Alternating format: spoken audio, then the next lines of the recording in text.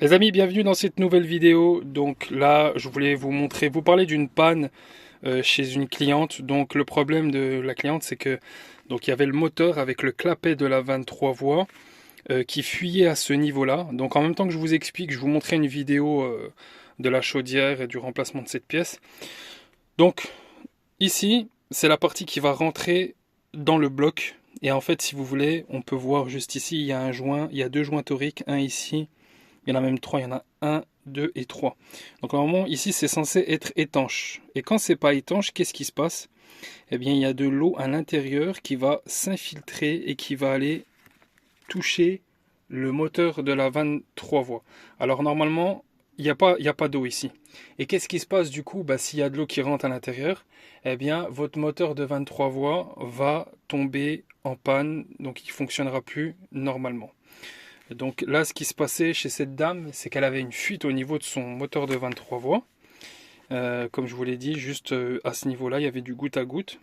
Et donc du coup, comme on peut voir, hein, le clapet, il est bien HS. Donc du coup, quand votre clapet de 23 voies est HS, eh bien, quand vous tirez de l'eau chaude ou quand vous tirez du chauffage, un des deux ne marche pas parce que le clapet qui est censé bouger ici, eh ben, il reste bloqué. Et regardez, il est complètement foutu là, le truc. Donc voilà, en plus de ça, j'en ai partout dans les mains. Donc voilà, vous voyez un peu la problématique, hein. C'est sur la chaudière Urbia Chafoto, donc Urbia Green. Et donc, ce qui s'est passé, c'est que voilà, il y avait ça à changer. Et notamment, la dame, elle avait un souci de pression, donc c'était son vase aussi qui était rempli en eau. Et pour vous dire, le moteur de la pompe faisait un bruit vraiment très désagréable. Donc c'est certainement aussi le roulement de la pompe de circulation qui est HS. Et certainement ça sera à prévoir dans les prochains mois, ça c'est sûr et certain. Donc voilà, je voulais vous montrer ça, vous partager un peu la panne que j'ai eue.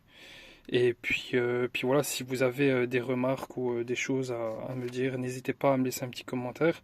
Donc j'essaie de vous partager mes aventures en tant que dépanneur chauffagiste. Si vous me découvrez, n'hésitez pas à vous abonner et je vous dis à très vite pour une prochaine vidéo.